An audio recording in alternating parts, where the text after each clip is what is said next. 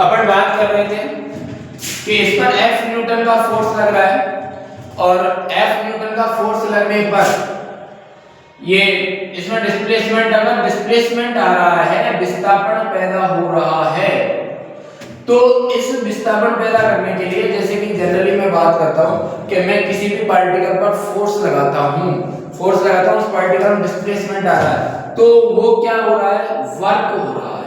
वो क्या हो रहा है, उस वर्क से वर्क इसलिए कहा जाता है कि ये जो एक्सटर्नल फोर्स हमने लगाया है, इसके कारण पार्टिकल की पोजीशन चेंज हो रही है, अवस्था परिवर्तन हो रहा है। अवस्था परिवर्तन का मतलब हो गया कि ये पार्टिकल पहले कैसा था, रेस्ट पर था, विराम में था, अब ये पार्टिकल किस पर हो गया, मोशन पर हो गया, गतिशील हो गया है, ठीक है ना। तो इसकी कंडीशन चेंज हो रही है, और कंडीशन चेंज हो रही है तो क्या हो गया, हमारे पास वर्क डन हो गया, वो कार्य संपन्न हो गया। तो अगर अपन कहें कि वर्क की अगर बात करें तो work is equal to force into displacement, थोड़ा साइड लिख देता हूं, फोर्स इनटू डिस्प्लेसमेंट, कार्य इज इक्वल टू बल इनटू विस्थापन, ठीक है। अब इस पर कार्य किस प्रकार से होता है वो देखते हैं।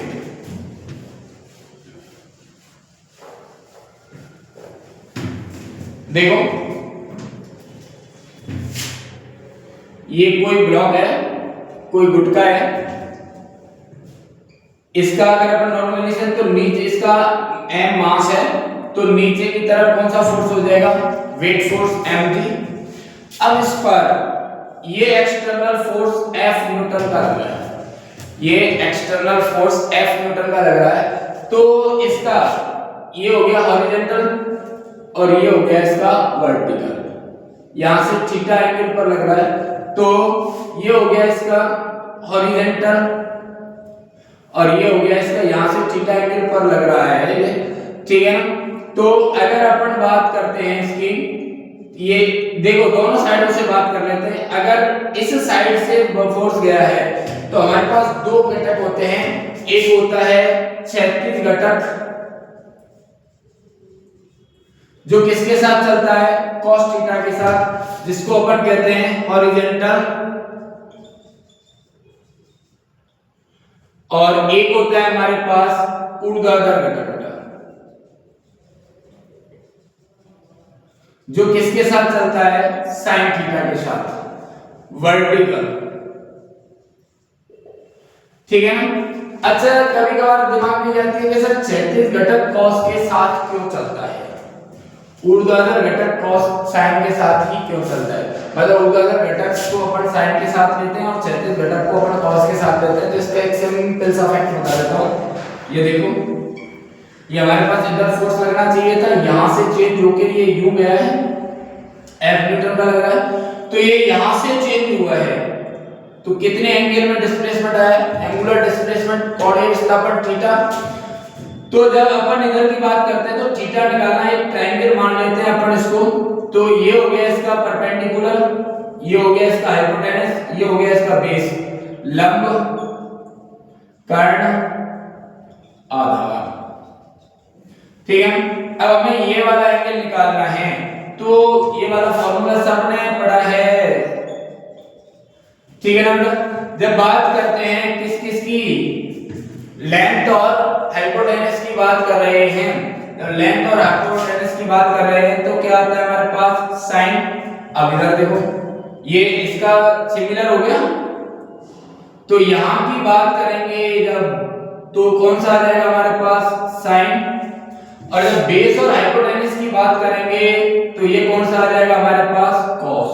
इसलिए हॉरिजॉन्टल cos थीटा में, वर्टिकल sin थीटा में, तो इधर एक F फोर्स लग रहा है थीटा, तो ये क्या हो जाएगा इसका भाई, F cos थीटा, ये हो जाएगा इसका F sin थीटा, ठीक है। और इस ब्लॉक में डी डिस्प्लेसमेंट आ रहा है, क्या आ रहा है बेटा, डी डिस्प्लेसमेंट। अब इधर देखो इसकी सारी कंडीशन है।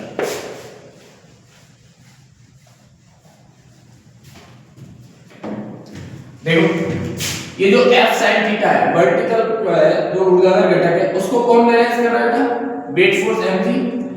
अब इसको बैलेंस करने के लिए कोई फोर्स नहीं है, इसलिए ये ब्लॉक किधर मूव कर रहा है, आगे। किस फोर्स के कारण, F cos थीटा के कारण। तो इसको आगे जो मूव करा रहा है फोर्स, वो कौन सा फोर्स है, F cos थीटा।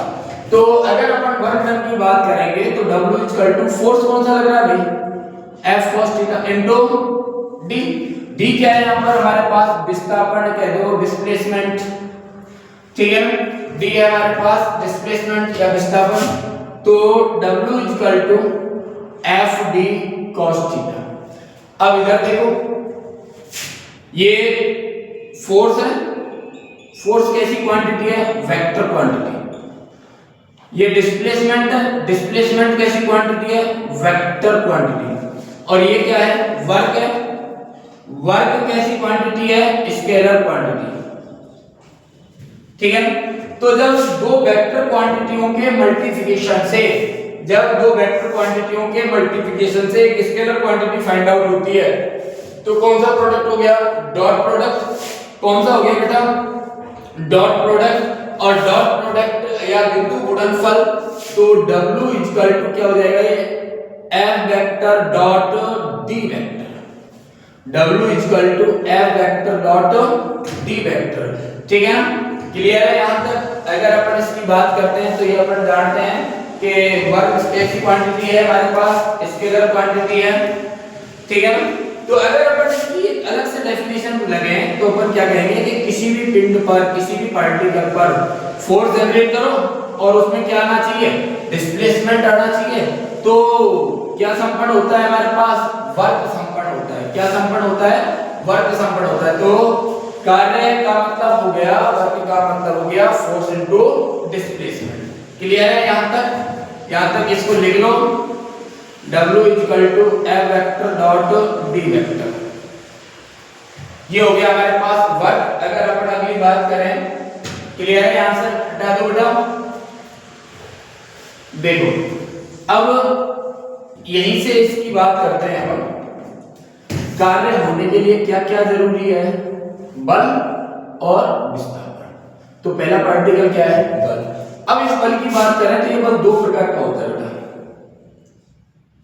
एक तो हो गया कांस्टेंट फोर्स और एक हो गया वेरिएबल फोर्स। नियत बल और परिवर्ती बल, नियत बल और परिवर्ती बल। नियत बल और परिवर्ती बल का मतलब हो गया कि यदि बल नियत है तो वर्क, और यदि बल परिवर्ती है तो वर्क, ठीक है। अब बात करते हैं यहां से आगे, टॉपिक लिखते हैं कि work done by constant force. अब हमारे पास टॉपिक है work done by constant force, नियत बल के द्वारा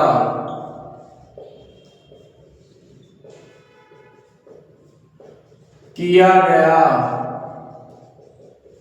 कार्य, नियत बल के द्वारा किया गया कार्य, ठीक है।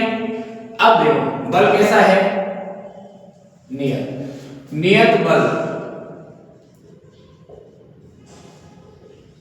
नियत बल का मतलब हो गया कि बल सदिश राशि है, तो इसमें दो चीजें होंगी बेटा, एक तो परिमाण होगा प्लस दिशा होगी। एक तो परिमाण होगा प्लस दिशा होगी। इसका मतलब हो गया कि परिमाण भी कैसा होना चाहिए, नियत कांस्टेंट, मैग्नीट्यूड कैसा होना चाहिए, कांस्टेंट। डायरेक्शन, डायरेक्शन भी कैसी होनी चाहिए, कांस्टेंट होनी चाहिए। इसका मतलब हो गया कि नियत बल होने के लिए, नियत बल होने के लिए ये फिक्स हो गया कि किसी भी पार्टिकल पर जो फोर्स जनरेट हो रहा है उस फोर्स से वो पार्टिकल एक स्ट्रेट लाइन में है, एक स्ट्रेट लाइन मोशन कर रहा है, तभी तो कांस्टेंट पर होगा। क्योंकि मैं मान सकता हूं कि मैग्नीट्यूड कांस्टेंट रख सकते हो, लेकिन अगर डायरेक्शन कांस्टेंट रखनी है तो डायरेक्शन कांस्टेंट रखने का एक ही सॉल्यूशन है कि वो पार्टिकल एक स्ट्रेट लाइन में मोशन करे, एक स्ट्रेट लाइन में मोशन करे। तो उसे अपन क्या कह सकते हैं, कांस्टेंट फोर्स। उसको क्या कह सकते हैं बेटा अपन, कांस्टेंट फोर्स। तो जब पार्टिकल पर कोई भी कांस्टेंट फोर्स जनरेट होता है तो उसके द्वारा जो वर्क डन किया जाता है उसे कहते हैं अपन work done by constant force, नियत बल के द्वारा किया गया कार्य। और इसकी कंडीशन ये है कि बल का परिमाण मैग्नीट्यूड कांस्टेंट होना चाहिए, बल की डायरेक्शन दिशा कांस्टेंट होनी चाहिए, और दिशा कांस्टेंट होने का मतलब है कि पार्टिकल एक स्ट्रेट लाइन में मोशन करना चाहिए। ठीक है ना। तो अगर इसका भी वही फॉर्मूला निकलेगा, work is equal to force into displacement. अब इधर देखो, एक स्ट्रेट लाइन में मोशन कर रहा है तो कौन सा फोर्स जनरेट कर रहा है, F cos थीटा। तो W is equal to F cos theta into D। तो W is equal to F D cos theta. तो W is equal to F vector dot D vector. That's clear. ये हो गया sir work done by constant force. अगर अपन बात करते हैं कि work done by variable force, हटा दो,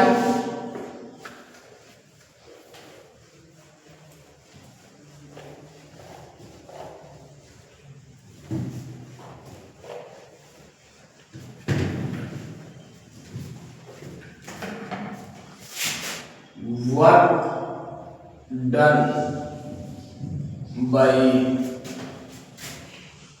वेरिएबल फोर्स, परिवर्ती बल द्वारा किया गया कार्य, परिवर्ती बल द्वारा किया गया कार्य। अब देखो कैसा है फोर्स हमारा, वेरिएबल फोर्स है। फोर्स कैसा है हमारे पास, वेरिएबल। इसका मतलब हो गया कि इसका जो मैग्नीट्यूड है वो कैसा है, चेंज हो रहा है, परिवर्तित हो रहा है। जो मैग्नीट्यूड है वो क्या हो रहा है, चेंज हो रहा है, या फिर इसकी डायरेक्शन चेंज हो रही है, परिवर्तित हो रही है, या फिर ये दोनों ही चेंज हो रहे हैं। मैग्नीट्यूड और डायरेक्शन दोनों ही चेंज हो रहे हैं। जैसे कि फॉर एग्जांपल कोई भी पार्टिकल एक सर्कुलर मोशन कर रहा है, ठीक है ना, वृत्तीय पथ पर घूम रहा है, तो उसका मैग्नीट्यूड और डायरेक्शन दोनों चेंज हो रहे हैं। तो उस कंडीशन को अपन क्या कहेंगे कि परिवर्ती बल द्वारा किया गया कार्य, work done by variable force. अब बात करते हैं इसकी कि अगर इस कंडीशन में आता है तो W इज इक्वल टू, सुनो मैं कह रहा हूं कि कोई भी पार्टिकल इस प्रकार से रोटेशन कर रहा है और यहां से एक पॉइंट से वैसे चेंज होके बी पॉइंट पर जा रहा है, बी पॉइंट पर जा रहा है।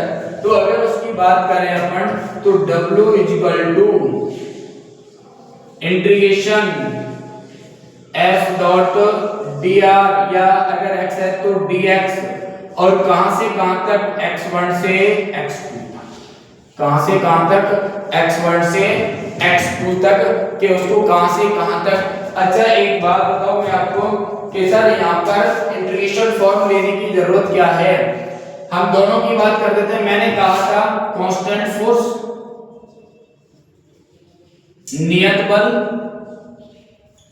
और ये है हमारे पास वेरिएबल फोर्स। तो कांस्टेंट फोर्स के द्वारा वर्क डन बताया था मैंने F डॉट D, और इसमें बताया F डॉट dx और x1 से x2 तक। इसका मतलब हो गया कि जैसे पार्टिकल यहां है बेटा, यहां से इस पर 10 न्यूटन फोर्स जनरेट हुआ और ये इधर मोशन कर गया, ठीक है। फिर यहां से इसने फोर्स की वैल्यू कम कर दी और ये यहां पर ऐसे गया, फिर फोर्स की वैल्यू बढ़ा दी, फिर ये इधर गया, फिर ये यहां गया। तो मैं कह रहा हूं कि इसको मैंने कह दिया x1 और इसको कह दिया x2। तो पहले यहां तक का वर्क डन निकाल लेंगे, फिर इस कंडीशन में ये x1 हो गया और ये x2, यहां का वर्क डन निकाल लेंगे, फिर ये x1 हो गया और ये x2, यहां का वर्क डन निकालेंगे, और फिर ये x1 हो गया और ये x2, यहां का वर्क डन निकालेंगे टोटल को। देन टोटल वर्क डन, तब परिणामी कार्य total work done W equal to W1 plus W2 plus W3 plus W4, ठीक है। तो इस कंडीशन को यो करने के लिए अपन फाइनली अगर इस पॉइंट को x1 कहें और इस पॉइंट को x2 कहें, तो अपन इस जितने भी वेरिएबल है, जितने भी चेंजेबल क्वांटिटी है, उन सब का इंटीग्रेशन फॉर्म में निकाल देते हैं और ये हमारे पास टोटल वर्क डन आ जाता है। ये है कांस्टेंट फोर्स के द्वारा और ये है वेरिएबल फोर्स के द्वारा। तो दैट्स क्लियर। हमने पढ़ा वर्क में दो टाइप्स पढ़े, कांस्टेंट फोर्स के द्वारा वर्क डन, वेरिएबल फोर्स के द्वारा वर्क डन। फटाफट से निकालो, फिर अपन आगे चलते हैं। हटा दो, चलो।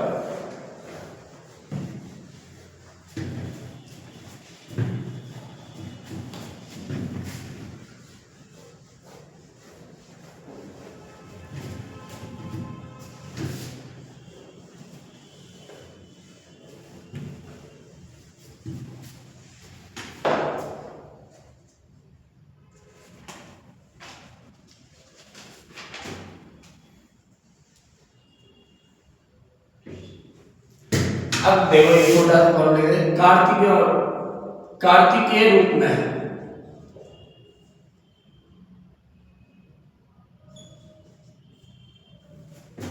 कार्टेशियन फॉर्म,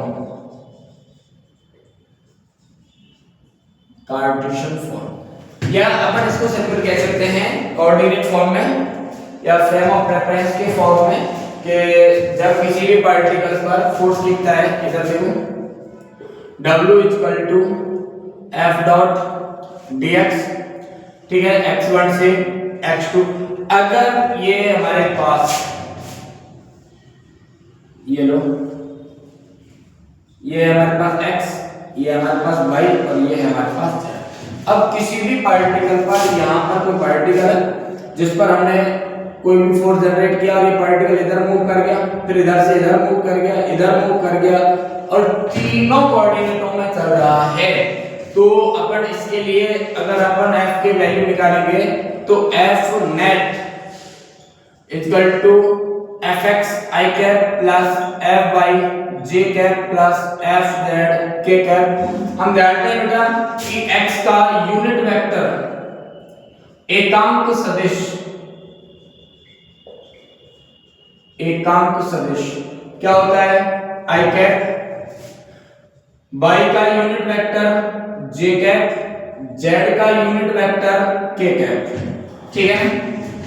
और d net displacement net dx i cap, dy j cap, dz k cap. तो अपन इसका निकालेंगे work equal to f x i cap dot dx, ठीक है ना, fx i cap, fx dot dx i cap plus fy dot dy j cap plus f dot dz k cap, ठीक है ना। ये हो गया हमारे पास नेटवर्क टोटल कार्य। ये किसके रूप में है हमारे पास, फ्रेम ऑफ रेफरेंस या कार्य के रूप में, ठीक है। अगर ये उसके लिए काम आता है जब किसी भी पार्टिकल पर फोर्स जनरेट हो रहा होता है और पार्टिकल तीनों ही कोऑर्डिनेटों में, तीनों एक्सिसों पर मोशन करता है, x पर भी जाता है, y पर भी जाता है और z पर भी जाता है, तो उस कंडीशन में अपन इसको यूज करते हैं और ये फोर्स हमारे पास 100। अब अपन बात करते हैं फोर्स वर्क के टाइप्स। ये क्लियर है बेटा, हटा गया।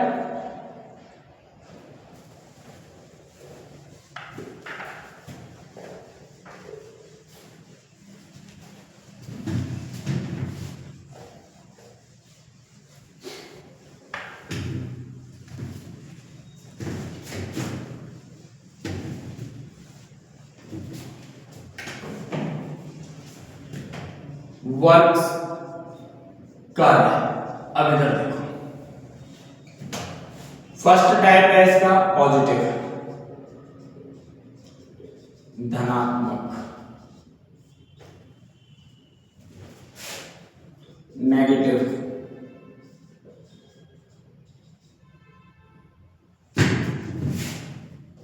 ऋणात्मक, और थर्ड है इसका जीरो, जीरो वर्क, शून्य कार्य, नेगेटिव वर्क, पॉजिटिव वर्क।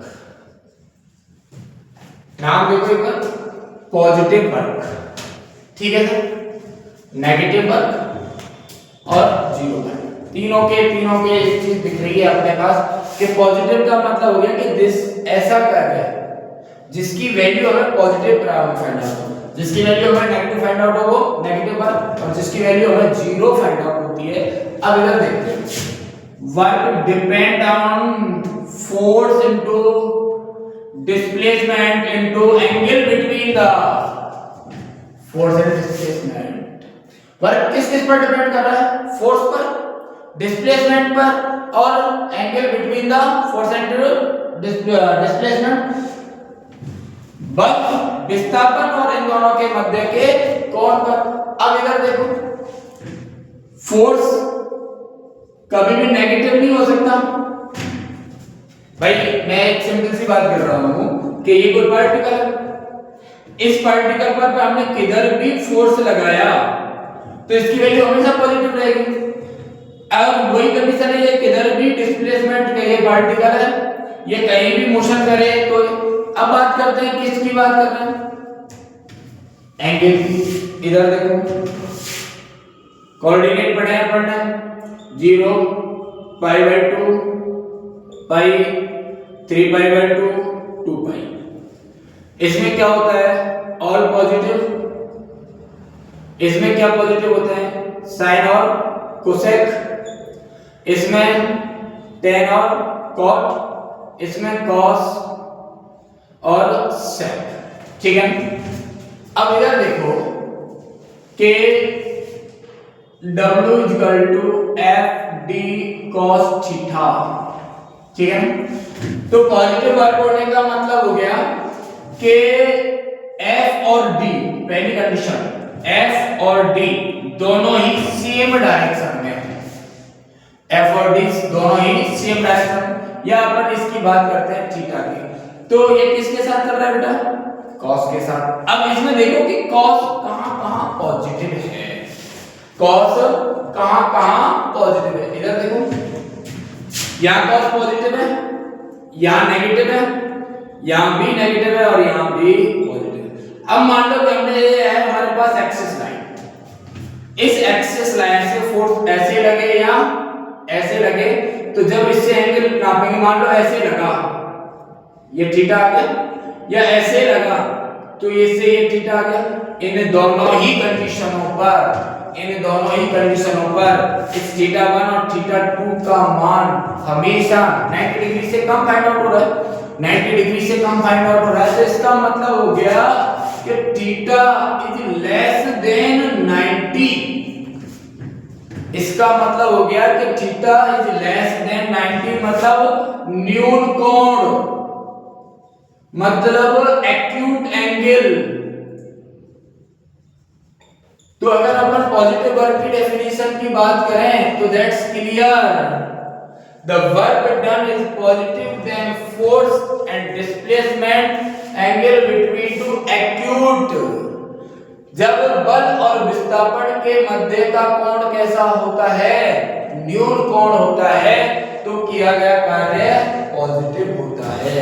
तो ये इसकी कंडीशन आ गई कि theta is less than 90, theta is less than 90। तो कार्य कैसा हो जाएगा हमारे पास?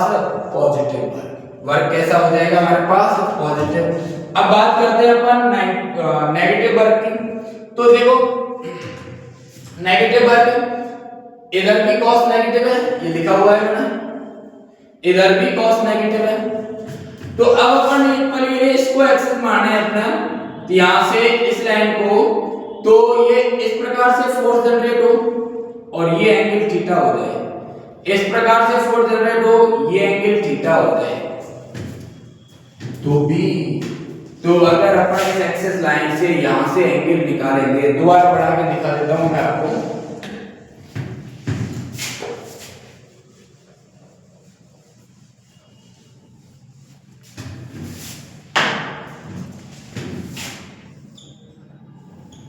इधर देखो, अब इसका मतलब हो गया कि वर्क कैसा है? नेगेटिव।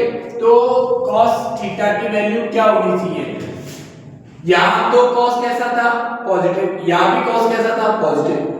यहां क्या cos कैसा है? नेगेटिव। ये हमारी एक्सेस लाइन है। तो फोर्स की वैल्यू इस प्रकार से होनी चाहिए, फोर्स की वैल्यू इस प्रकार से होनी चाहिए। तो देखो एंगल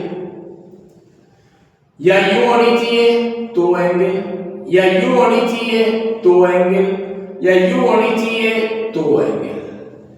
हर एक एंगल, इसको थीटा 1, इसको थीटा 2, इसको थीटा 3, इसको थीटा 4 कहता हूं।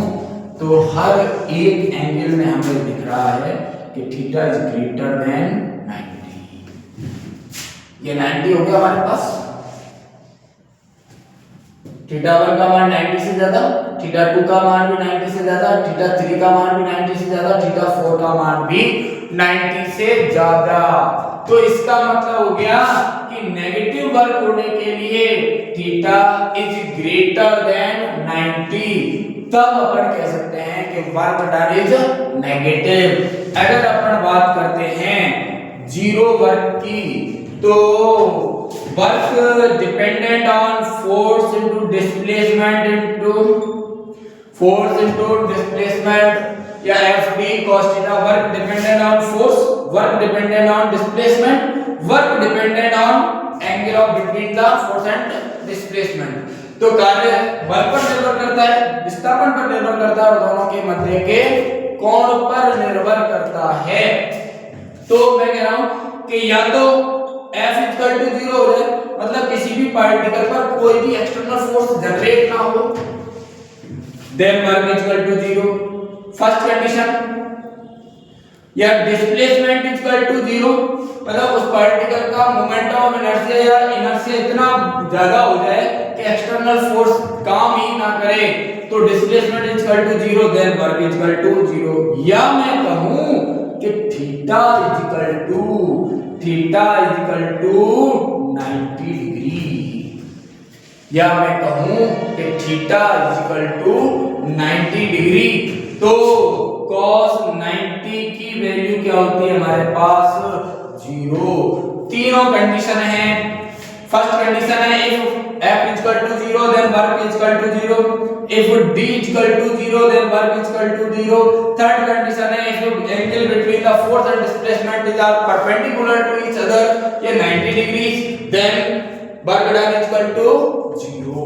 तो इन कंडीशनों में कार्य 0 हो सकता है। तो अगर इसकी बात करें W equal to FD cos theta forever theta is less than 90। अगर इसकी बात करें अपन W equal to FD cos theta, और वो भी वैल्यू कैसी आएगी? नेगेटिव। FD cos थीटा, तो forever theta is greater than 90, और वर्क इक्वल टू 0 होने की तीनों कंडीशन मैंने आपको बता दी है।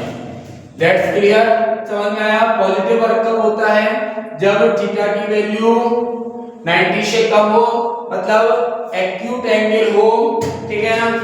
जब थीटा की वैल्यू 90 से ग्रेटर देन हो, मतलब एक्यूट एंगल हो, यहां लिख देता हूं एक्यूट एंगल। न्यून कोण हो, एक्यूट एंगल मतलब अधिक कोण हो, और यहां लिख देता हूं, ये लिखी हुई है, और एक लिख देता हूं राइट एंगल मतलब थीटा इक्वल टू 90 डिग्री। इस कंडीशन पॉजिटिव, इस कंडीशन पर नेगेटिव, इस कंडीशन पर जीरो। That's clear. चले आगे।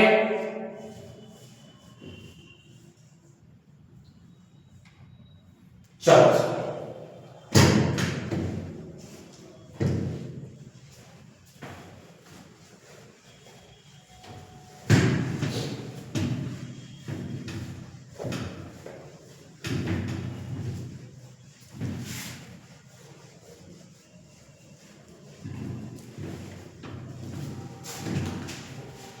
अब इसका वर्क डन है, लास्ट पॉइंट रह गया है। देखो हमारे पास दो एरिया होते हैं, एक संरक्षित एक असंरक्षित।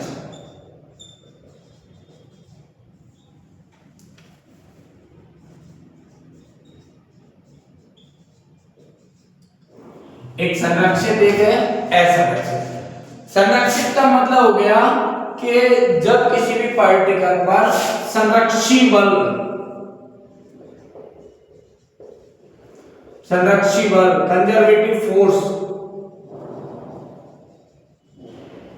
कंजर्वेटिव फोर्स, और जब किसी भी पार्टिकल पर असंरक्षी बल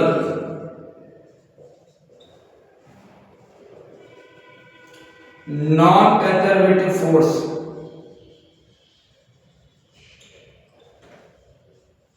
थोड़ा सा इनके बारे में सुन लो, कंजर्वेटिव और नॉन कंजर्वेटिव फोर्स के बारे में देखो।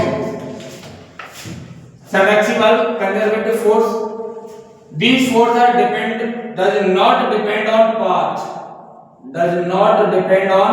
path।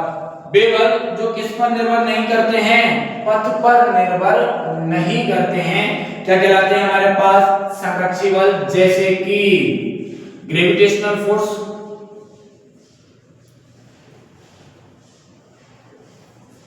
Electric force, magnetic force,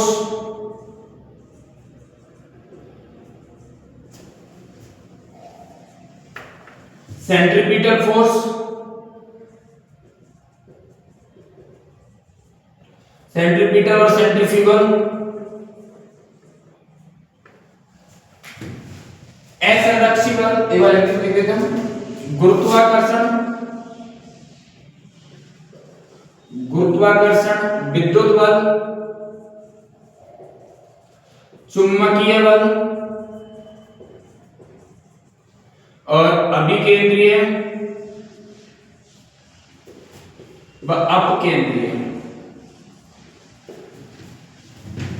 असंरक्षी बल का मतलब हो गया कि जो सुरक्षित नहीं है, संरक्षित नहीं है, चेंज हो सकते हैं, किस पर, कंडीशन पर।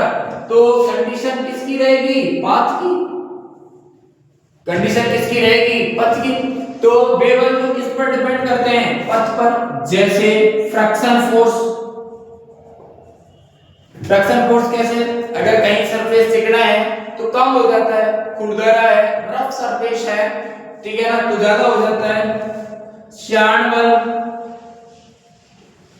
क्या होता है, इंटरसेप्टर फोर्स।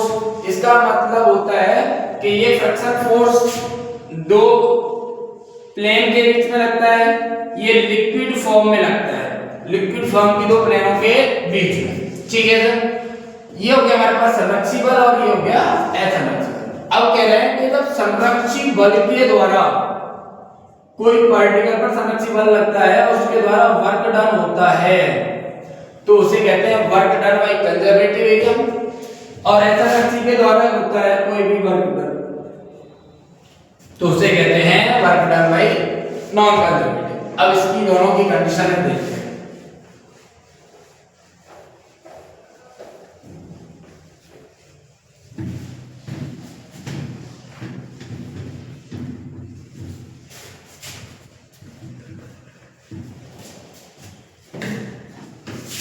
टॉपिक है हमारे पास work done by conservative area.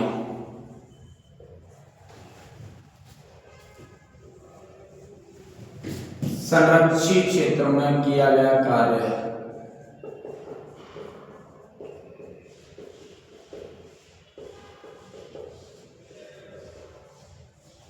संरक्षित क्षेत्र में किया गया कार्य।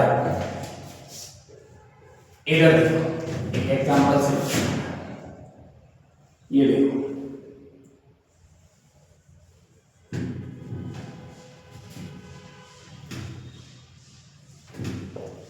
ये पॉइंट है ए, ये पॉइंट है बी। इसको पाथ फर्स्ट, इसको पाथ सेकंड और इसको पाथ थर्ड। ठीक है, संरक्षित कंजर्वेटिव एरिया। तो अपन क्या कहेंगे, work is equal to force into displacement F dx, दूरी जो भी है, इंटीग्रेशन। ठीक है ना, इसको कह दिया अपन ने पाथ फर्स्ट। तो W is equal to F dot dx path second, W is equal to F dot dx path third. अब मैं एक बात कह रहा हूं, इसको कहते हैं W1 W2 W3। ठीक है, तो मैं कह रहा हूं कि sir W1 is equal to W2 is equal to W3। इसका मतलब हो गया कि work done of path first, work done of path second, work done of path third is equal to each other. तीनों ही बल कार्य एक दूसरे के समान होंगे। क्यों होंगे समान? इधर देखो, यहां पर किसी भी पार्टिकल पर कोई भी फोर्स जनरेट हुआ है और वो फोर्स तीनों पर एक समान रूप से लगा है। वो ऐसे गया है, एक ऐसे गया है, एक ऐसे गया है। ठीक है, तो फोर्स तो कैसा है सर? कांस्टेंट। मैंने कैसा कह दिया इसको? कंजर्वेटिव। फोर्स कैसा है? कंजर्वेटिव है, संरक्षी है, चेंजेबल नहीं है सर, कोई पाथ पर डिपेंड नहीं कर रहा हो। ठीक है, तो फोर्स तो संरक्षी है, कांस्टेंट है। अब इधर देखो, दूसरी कंडीशन वर्क किस पे डिपेंड कर रहा है?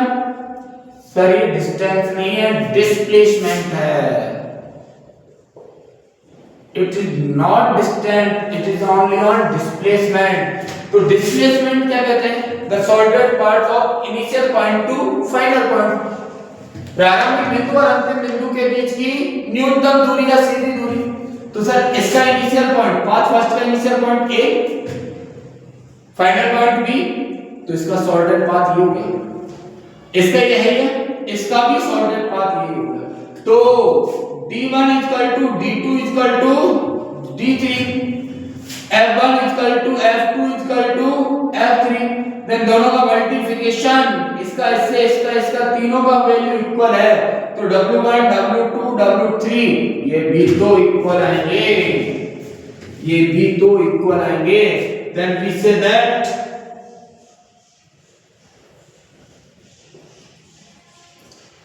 W1 = W2 = W3 = W, जो कैसा रहेगा?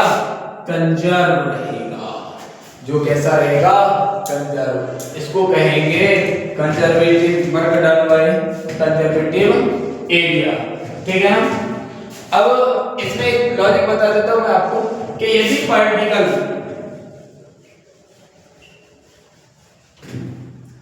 किसी क्लोज्ड लूप पर है, इस प्रकार से, ये इसका इनिशियल पॉइंट है और यही इसका फाइनल पॉइंट है। जब कोई भी पार्टिकल कांस्टेंट फोर्स से मूव कर रहा है और एक क्लोज्ड लूप पर है, तो सर जी डिस्प्लेसमेंट क्या हो गया इसका? Zero. Then work done W = 0। Then work done W = 0। That's clear?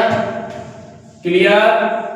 क्योंकि कैसा है, ये बंद निकाय है, एक बंद पथ है, क्लोज्ड पाथ है, तो डिस्प्लेसमेंट क्या हो गया इसका? 0। तो वर्क भी क्या हो जाएगा इसका? 0। चलो एक कंडीशन बताता हूं मैं आपको, देखो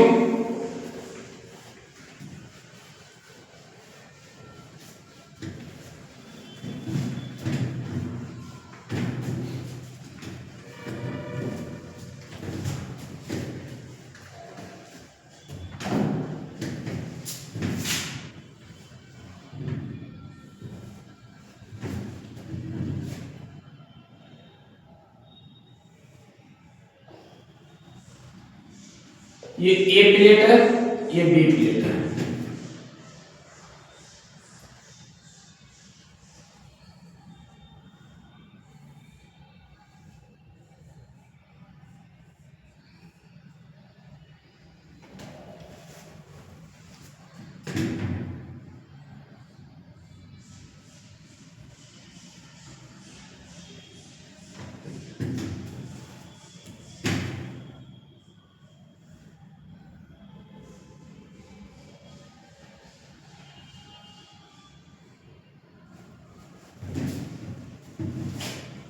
ये है फर्स्ट, सेकंड,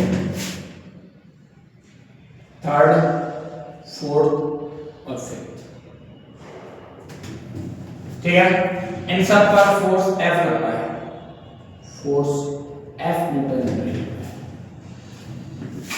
ये है पार्टिकल फर्स्ट, ये ऐसे जा रहा है, ये ऐसे जा रहा है, ये ऐसे जा रहा है, ये ऐसे जा रहा है और ये ऐसे जा रहा है। किसी भी कंडीशन पर है, कंजर्वेटिव फोर्स है तो फोर्स कांस्टेंट हो गया। सर अगर अपन इसका डिस्प्लेसमेंट देखें तो ये है इनिशियल पॉइंट और ये है हमारे पास फाइनल पॉइंट। तो W फर्स्ट, इसका W second, W third, W fourth, W fifth.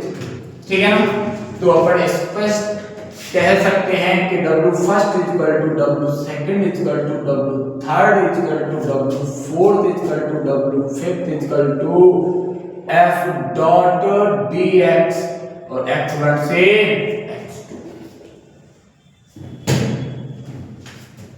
ये हो गया आपके पास वर्क डन। अब इसकी थोड़ी सी यूनिट की वैल्यू बात कर लेते हैं।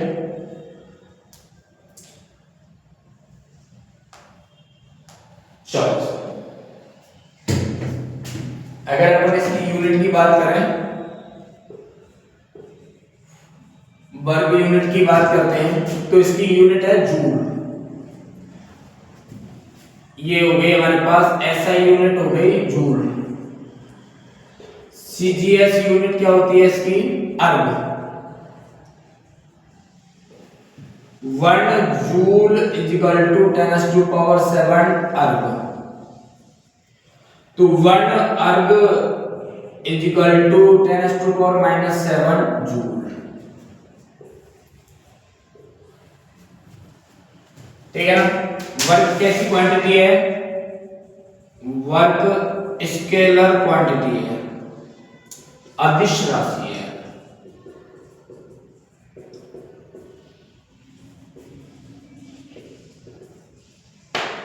ठीक है बेटा, ये हो गया हमारे पास वर्क टॉपिक। कल करेंगे इसके क्वेश्चन। ठीक है, तो आपको कैसा लगा? That's clear. ये हमारे पास अब अपन अगला टॉपिक होगा एनर्जी।